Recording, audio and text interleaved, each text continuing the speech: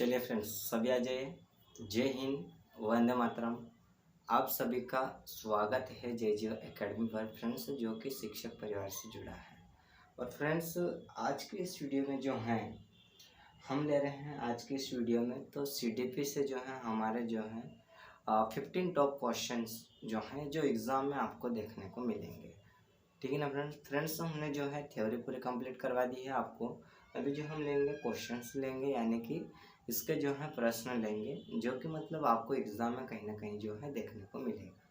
ठीक है ना फ्रेंड्स, आपको जो है 3 चीज़ें ओपन करके रखनी है। मैंने आपको कहा था कि फ्रेंड्स, कभी भी जो है ना चिड़िया का एक जगह बसेरा नहीं होता है। चिड़िया का क्या होता है कि एक घोंसले में जो होता है, अंडे देने से लेकर बच्चे निकलते तक चिड़िया एक घोंसले में रहना पसंद करती है, उसके बाद उड़ जाती है।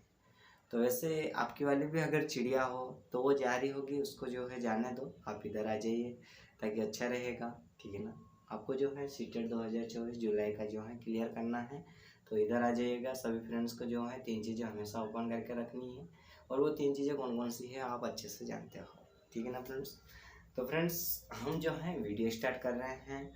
आप लोगों को जो है ध्यान से समझना है, सुनना है। और हो सकता है आज की जो हमारी जो है क्वेश्चंस की जो है फर्स्ट क्लास है, आपको अगर नोट्स तैयार करना है तो नोट्स भी आप तैयार कर सकते हो। ठीक है ना।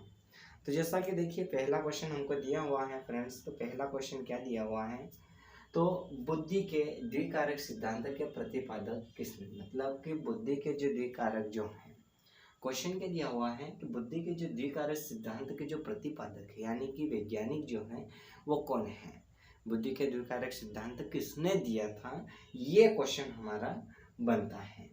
तो जैसे हमारे पास ऑब्जेक्टिव दिए हुए हैं, ऑब्जेक्टिव क्या दिए हुए हैं, जैसे थार्नडाइक दिया हुआ है।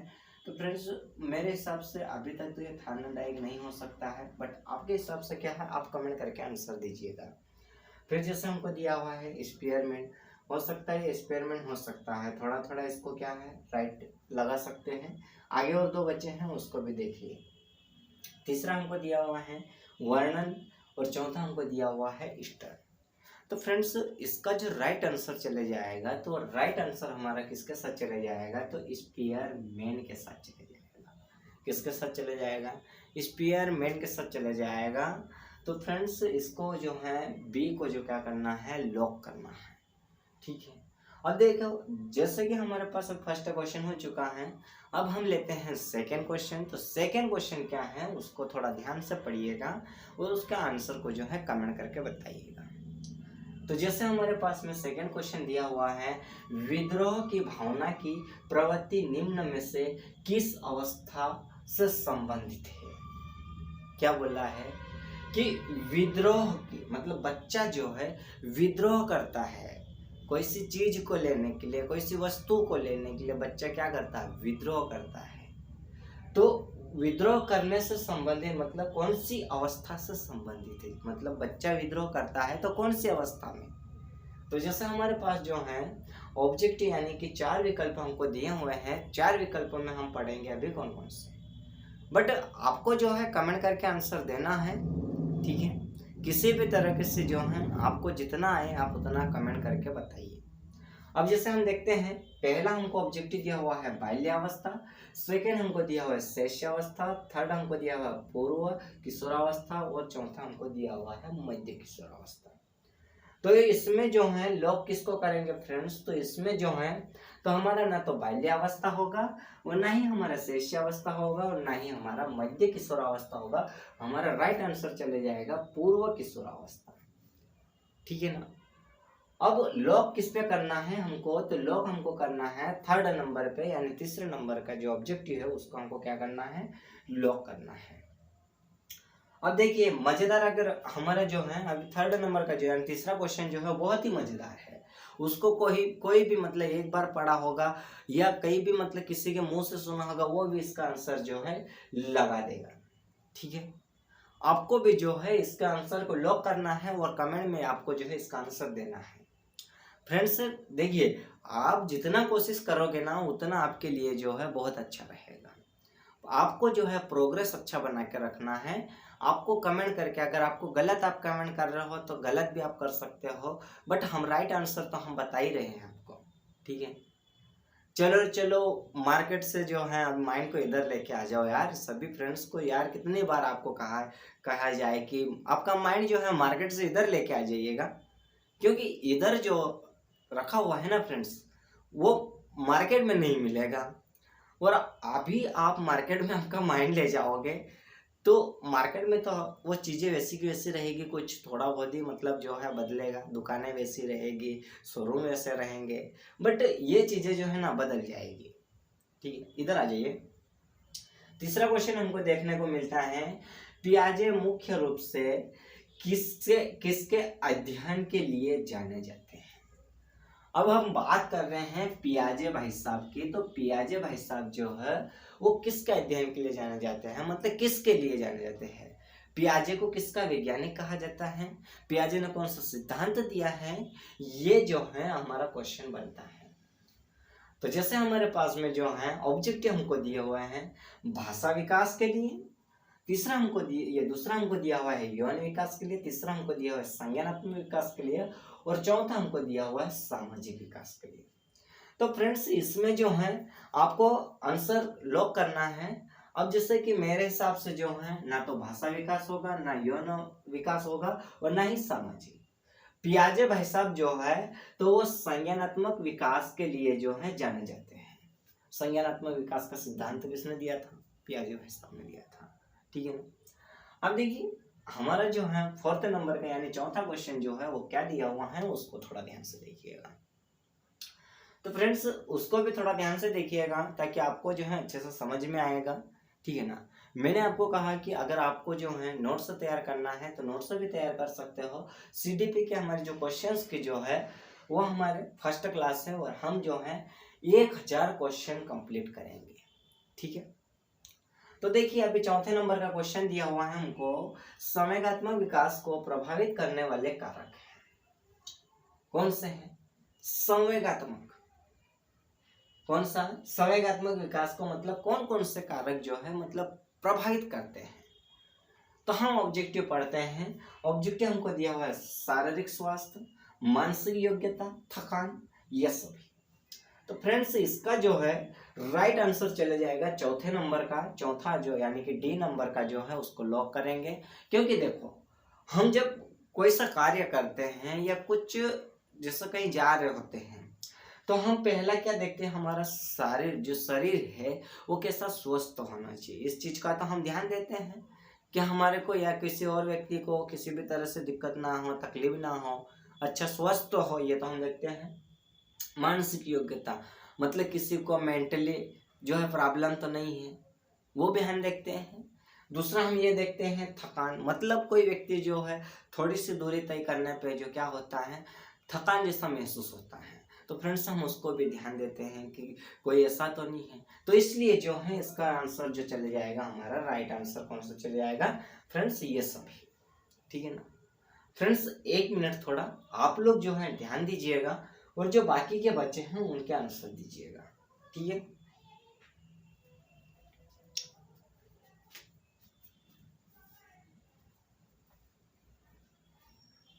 हाँ तो फ्रेंड्स आप लोगों ने पढ़ लिया होगा। आगे देखिए हमारा जो 5वां क्वेश्चन आता है वो क्या है, मूल्यों के वर्गीकरण में सम्मिलित नहीं है। क्वेश्चन हमको निगेटिव पूछा है तो आंसर भी हमारा कैसा आएगा, निगेटिव आएगा। कैसा आएगा, निगेटिव। जब क्वेश्चन नकारात्मक हो, प्रश्न नकारात्मक हो तो उसका आंसर भी यानी उसका उत्तर भी जो है नकारात्मक ही आता है। तो जैसे हमको क्वेश्चन में हमको दिया हुआ है कि मूल्यों के वर्गीकरण से संबंध क्या है, सम्मिलित नहीं है। तो जैसे हमको यहाँ पे ऑब्जेक्टिव देखने को मिलते हैं। ऑब्जेक्टिव क्या है, आध्यात्मिक मूल्य, नैतिक मूल्य, सांस्कृतिक मूल्य, येन प्रकारेण धनार्जन मूल्य। तो इसका जो है राइट आंसर कौन सा चले जाएगा, तो फ्रेंड्स देखिए आध्यात्मिक इसका भी मूल्य होता है, नैतिक इसका भी मूल्य होता है, और संस्कृति यानी कि जो हमारी संस्कृति होती है उसका भी मूल्य होता है। लेकिन फ्रेंड्स येन कैन प्रकारेण धनार्जन का मूल्य नहीं होता है, तो इसका राइट आंसर जो है ये चले जाएगा। नेगेटिव है तो नेगेटिव इसका आंसर चले जाएगा। अब देखिए अगला क्वेश्चन, भाषा विकास का सिद्धांत नहीं है। देखिए 6 नंबर का क्वेश्चन भी जो है नेगेटिव पूछा है, तो इसका आंसर भी नेगेटिव देना पड़ेगा, ठीक है ना। तो देखिए फ्रेंड्स, इसका आंसर भी जो है नेगेटिव देना पड़ेगा, ताकि आपको जो है प्रश्न नेगेटिव पूछा है तो उत्तर भी उसका नेगेटिव ही देना पड़ेगा, ठीक है। तो जैसे हमको दिया हुआ है भाषा विकास का जो है सिद्धांत नहीं है, तो वो कौन सा आएगा इसका आंसर, तो हम ऑब्जेक्टिव पढ़ते हैं। पहला हमको दिया हुआ है अनुबंधन का सिद्धांत, तो फ्रेंड्स ये कैसा हो गया हमारा, ये पॉजिटिव हो गया। कैसा हो गया, पॉजिटिव, सकारात्मक हो गया। अनुकरण का सिद्धांत, अरे जब बच्चा सीखेगा तो उसका भी सिद्धांत, तो ये भी कैसा हो गया हमारा, कैसा हो गया, सकारात्मक हो गया। अतिरिक्त शक्ति का सिद्धांत, अब फ्रेंड्स ये थोड़ा जो है डाउट है। चौथा भी पढ़ लो, परिपक्वता का सिद्धांत, ये भी कैसा हो गया, पॉजिटिव हो गया। तो इसका मतलब राइट आंसर हमारा कौन सा चले जाएगा, तो राइट यानी कि निगेटिव कौन सा हो जाएगा, तो अतिरिक्त शक्ति का जो सिद्धांत है, तो राइट आंसर हमारा कौन सा चले जाएगा, 3rd नंबर का। लॉक कर दीजिएगा 3rd नंबर के आंसर को, ठीक है। अब आगे देखिए फ्रेंड्स, हम अगला क्वेश्चन लेते हैं, ठीक है ना। देखिए फ्रेंड्स, आपको जो है अगर नोट्स तैयार करना चाहते हो तो नोट्स भी आप तैयार कर सकते हो। और फ्रेंड्स अपने को देखो, मैं आपको हर क्लास में ये कहता हूँ कि फ्रेंड्स अगर आपको हमारी क्लासेस अच्छी लगती है तो आप लोगों को जो है अपने फ्रेंड्स में शेयर करना है और कमेंट करके बताना है कि आपको क्लास कैसी लगी। और अगर आप जय जीवा एकेडमी चैनल पर नए हो तो चैनल को भी फ्रेंड्स सब्सक्राइब कर लीजिएगा, ठीक है ना। देखिए फ्रेंड्स, हम जो हैं आपसे ना तो किसी भी तरह से मूल्य ले रहे हैं और ना ही हम आपको बोल रहे हैं कि जो है हमारे वीडियोस को लाइक करो। फ्रेंड्स लाइक नहीं हमको चाहिए और ना ही हमको आपसे जो है मूल्य चाहिए, हमको तो केवल सब्सक्राइबर चाहिए। क्योंकि देखिए फ्रेंड्स, अगर आपको जो है पढ़ना है, आगे हमारे साथ बने रहना है, तो एक सब्सक्राइब तो बनता है, ठीक है। देखिए क्वेश्चन नंबर हमको 7 क्या दिया हुआ है, निम्न में से कौन सा अधिगम का वक्र नहीं है। क्या बोला है कि निम्न में से कौन सा, क्या बोला है, कौन सा अधिगम का वक्र नहीं है, किसका अधिगम का क्या नहीं है, वक्र नहीं है। अब देखिए फ्रेंड्स, ये भी जो है हमको क्या पूछ लिया है, निगेटिव क्वेश्चन पूछा है, तो इसका आंसर भी क्या चले जाएगा फ्रेंड्स, तो निगेटिव चले जाएगा।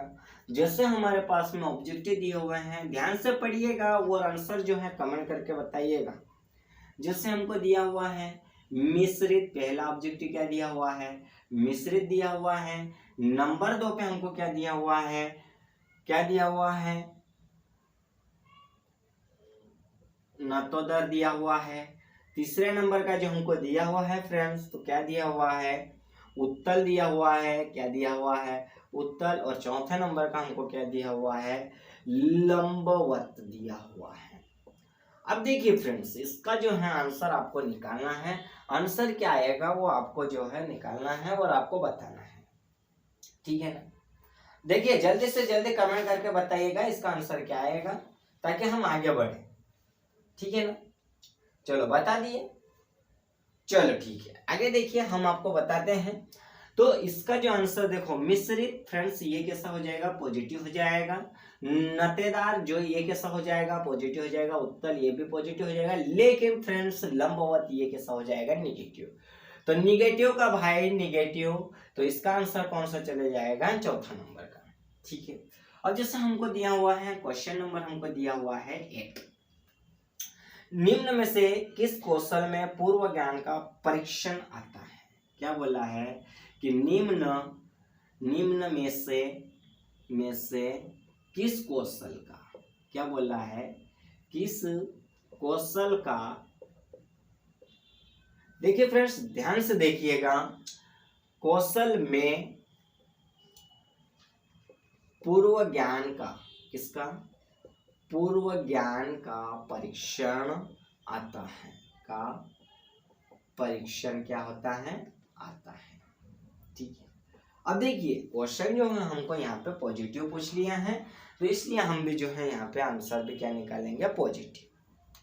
अब जैसे हमको देखो क्वेश्चन हमने ले लिए हैं, अब हमको जो है इसके ऑब्जेक्टिव देखना है। तो ऑब्जेक्टिव क्या है, तो जैसे नंबर ए पे हमको दिया हुआ है प्रस्तावना कौशल। कौन सा दिया हुआ है, प्रस्तावना कौशल। कौन सा, प्रस्तावना कौशल। और नंबर सी पे हमको, या बी पे हमको क्या दिया हुआ है फ्रेंड्स, तो बी पे हमको दिया हुआ है उद्दीपन परिवर्तन कौशल। कौन सा दिया हुआ है, उद्दीपन परिवर्तन कौशल। और सी नंबर पे हमको क्या दिया हुआ है, प्रदर्शन कौशल। कौन सा दिया हुआ है, प्रदर्शन, ये प्रदर्शन कौशल। और नंबर 4 पे हमको दिया हुआ है समापन कौशल। कौन सा दिया हुआ है, समापन कौशल। अब फ्रेंड्स इसमें जो है आपको राइट आंसर लगाना है। तो देखिए पहले क्वेश्चन को ध्यान से पढ़िएगा कि क्वेश्चन का कहने का मतलब क्या है। तो इसने बोला है कि निम्न में से किस कौशल में पूर्व ज्ञान का क्या होता है, परीक्षण होता है। मतलब पहले ज्ञान का क्या होता है, परीक्षण होता है। तो जैसे हम बात करते हैं, हमारे पास में जैसे ऑब्जेक्टिव दिए हुए हैं, तो प्रस्तावना कौशल, ये मेरे हिसाब से थोड़ा राइट लग रहा है। आप कमेंट करके बताइएगा। उद्दीपन उद्दीपन अरे परिवर्तन कहाँ से करोगे, समापन मापन कहाँ से करोगे, प्रदर्शन अरे प्रदर्शित मतलब प्रस्तुत कैसे करोगे, प्रस्तावना दोगे ना पहले। तो इसका मतलब राइट आंसर कौन सा चले जाएगा, ए नंबर का प्रस्तावना क्वेश्चन। ठीक है। अब जैसे हम देखते हैं क्वेश्चन नंबर हमारे पास में दिया हुआ है क्वेश्चन नंबर 9। अब क्वेश्चन नंबर 9 क्या है फ्रेंड्स, तो निम्न में से कौन सा सीखने के मुख्य नियमों में शामिल नहीं है। क्या बोल रहा है कि निम्न में से कौन सा, क्या निम्न में से कौन सीखने के मुख्य नियमों में क्या नहीं है, नियमों में शामिल नहीं है। अब देखिए फ्रेंड्स हमको जो है क्वेश्चन कैसे पूछा है, निगेटिव। इसका मतलब आंसर क्या आएगा, निगेटिव। तो जैसे हमारे पास में दिया हुआ है ऑब्जेक्टिव दिए हुए हैं, ऑब्जेक्टिव ए नंबर पे हम देखते हैं इसके ऑब्जेक्टिव। तो तत्परता का नियम पहला क्या है, तत्परता का नियम। नंबर बी पे हमको क्या दिया हुआ है, अभ्यास का नियम। कौन सा नियम, अभ्यास का नियम। नंबर सी पे हमको क्या दिया हुआ है फ्रेंड्स, नंबर सी पे हमको दिया हुआ है बहु अनुक्रिया का नियम। किसका दिया हुआ है, बहु अनुक्रिया का नियम, क्रिया का नियम। और डी नंबर पे हमको दिया हुआ है, नंबर डी पे हमको क्या दिया हुआ है फ्रेंड्स, तो प्रभाव का नियम। किसका दिया हुआ है, प्रभाव का नियम। अब देखिए इसका आंसर जो है आपको लॉक करना है, क्योंकि निगेटिव का भाई निगेटिव आएगा। कौन आएगा, निगेटिव भाई निगेटिव। तत्परता का नियम, अब फ्रेंड्स ये तो जो हमारा है पॉजिटिव है। कैसा है ये, पॉजिटिव है। अभ्यास का नियम, अरे अभ्यास तो करवाओगे बच्चों को, तो इसलिए ये भी क्या हो जाएगा, पॉजिटिव हो जाएगा। बहु अनुक्रिया का नियम ये निगेटिव है, ये कैसा है, निगेटिव। अगला और पढ़िए, प्रभाव का नियम, अरे ये भी तो जो है पॉजिटिव हो जाएगा फ्रेंड्स। तो इसका मतलब क्या आएगा, निगेटिव का भाई निगेटिव। तो राइट आंसर हमारा कौन सा चले जाएगा, सी नंबर का। लॉक कर दीजिएगा। ठीक है। अब क्वेश्चन नंबर हमको देखने को मिलता है 10 नंबर पर।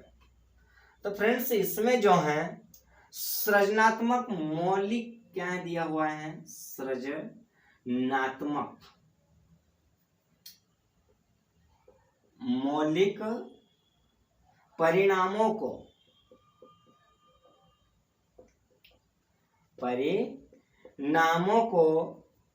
अभिव्यक्त करने की मानसिक प्रक्रिया है। परिणामों को अभिव्यक्त करने की मानसिक प्रक्रिया है। यह कथन है, क्वेश्चन क्या दिया हुआ है, यह कथन है।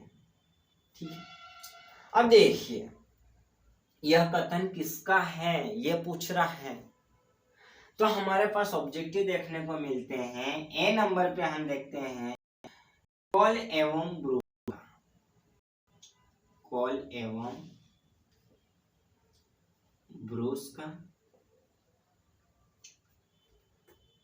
हमको देखने को मिलता है बी नंबर पे, तो बी नंबर पे हमारा क्या है, ड्रेवा, कौन सा है, ड्रेवा का।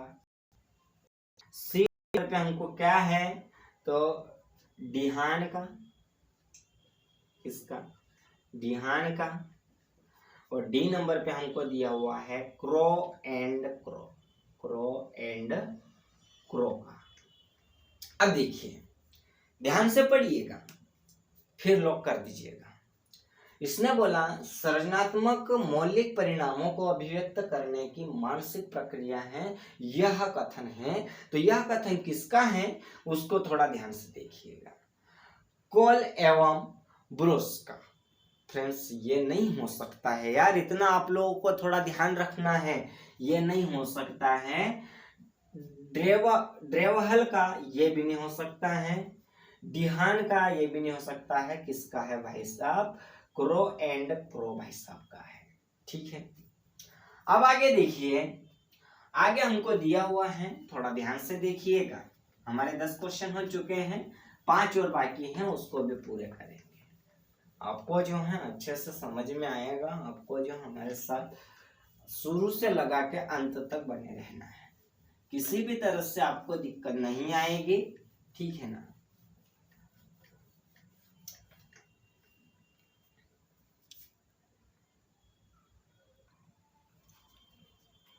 देखिए फ्रेंड्स आगे देखिए, अब जैसे हम ले रहे हैं 11वें नंबर का हमारा प्रश्न जो है, तो प्रश्न क्या है, दिए हुए प्राप्तांकों के समूह में जो प्राप्तांक बहुधा सबसे अधिक बार आता है उससे कहते हैं।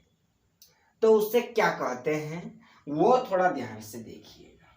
ठीक है, अब देखिए पहला क्वेश्चन पढ़िए फिर इसका आंसर दीजिएगा। ध्यान से क्वेश्चन पढ़ोगे तो उसका आंसर जो है फ्रेंड्स ऑटोमेटिक आपके माइंड में आ जाएगा। तो जैसे हम देखते हैं तो बहुलक, मध्यमान, मध्यांक या मानक विचलन। तो फ्रेंड्स ना तो मानक विचलन होगा, ना मध्यांक होगा और ना ही हमारा मध्यमान होगा। हमारा राइट आंसर चले जाएगा ए, बहुलक। क्या चले जाएगा, बहुलक। ठीक, अब आगे देखिए, आगे हमको दिया हुआ है 12वें नंबर का क्वेश्चन हमको दिया हुआ है, वो क्या दिया हुआ है, कोहलबर्ग के अनुसार शिक्षक बच्चों के नैतिक मूल्यों का विकास कर सकता है। तो किस तरह से कर सकता है, कोहलबर्ग भाई साहब ये कहते हैं कि एक शिक्षक जो है वो बच्चों के साथ, मतलब बच्चों के जो नैतिक मूल्य हैं उसके साथ वो किस प्रकार से विकास कर सकता है। ऑब्जेक्टिव पढ़िएगा, ध्यान से पढ़ोगे तो आंसर आ जाएगा। नैतिक मुद्दों पर आधारित चर्चाओं में उन्हें शामिल करके, क्या लग रहा, पॉजिटिव, तो ये तो राइट लग रहा है। ठीक है, पॉजिटिव है। कैसे व्यवहार किया जाना चाहिए इस पर कठोर निर्देश देकर। अरे जब आप बच्चों को कठोर निर्देश दोगे या कठोर आज्ञा है तो ये तो बिल्कुल भी नहीं होगा। ठीक है ना। धार्मिक शिक्षा को महत्व देकर, अरे बच्चों को आप जो है धर्म के बारे में पढ़ाओगे तो बच्चा क्या सीखेगा, केवल वो सीखेगा तो धार्मिक आज्ञा, इसका मतलब ये भी रॉन्ग हो जाएगा। व्यवहार के स्पष्ट नियम बना, अरे व्यवहार के आप कैसे नियम बनाओगे, एक शिक्षक व्यवहार के कैसा नियम बनाएगा। बच्चे के जो होते हैं व्यवहार करने का जो तरीका होता है वो अलग अलग होते हैं। वो घर परिवार में कुछ और तरीके से व्यवहार करता है, स्कूल में कुछ और तरह से, अपने फ्रेंड्स के साथ तो कुछ और तरीके से, तो वो ये नियम भी नहीं बना सकते। तो इसका मतलब हमारा राइट आंसर चले जाएगा ए, लॉक कर दीजिएगा ए पे। अब देखिए अगला क्वेश्चन देखिएगा और ध्यान से पहले पढ़िएगा फिर आंसर दीजिएगा। शिक्षा में अवरोधन का तात्पर्य है फ्रेंड्स, शिक्षा में किसका तात्पर्य है, मतलब किसका ज्यादा तात्पर्य है, उसको थोड़ा ध्यान से देखिए। ऑब्जेक्टिव पढ़िएगा। बालक का विद्यालय न जाना, अरे ये कैसे हो सकता है, न जाना ये तो निगेटिव हो गया, कैसा हो गया, निगेटिव। न प्रवेश ये भी निगेटिव हो गया, कैसा हो गया, निगेटिव। तीसरे नंबर का पढ़िएगा, किसी बालक का 1 वर्ष से अधिक समय तक एक ही कक्षा में रहना। फ्रेंड्स ये थोड़ा राइट लग रहा है और इस क्वेश्चन का आंसर जो है आपको कमेंट करके देना है। तो फ्रेंड्स आज की क्लास जो है आई होप आपको अच्छे समझ में आया होगा और अच्छे से आप समझे होंगे। और फ्रेंड्स एक बात आपको याद दिला दे कि अगर आप नोट्स तैयार करना चाहते हैं तो कर सकते हैं। ये ऑब्जेक्टिव यानी कि क्वेश्चनों की हमारे पहली क्लास थी, ठीक है ना। और फ्रेंड्स हम उम्मीद करते हैं कि आप और आपका परिवार जो है बहुत ही कुशल मंगल होंगे, सुखदायक होंगे, ठीक है ना। तो फ्रेंड्स आज की इस क्लास को हम यहीं डी करते हैं और क्लास कैसी लगी आप कमेंट करके बताइएगा। जय हिंद फ्रेंड्स, देख लीजिएगा।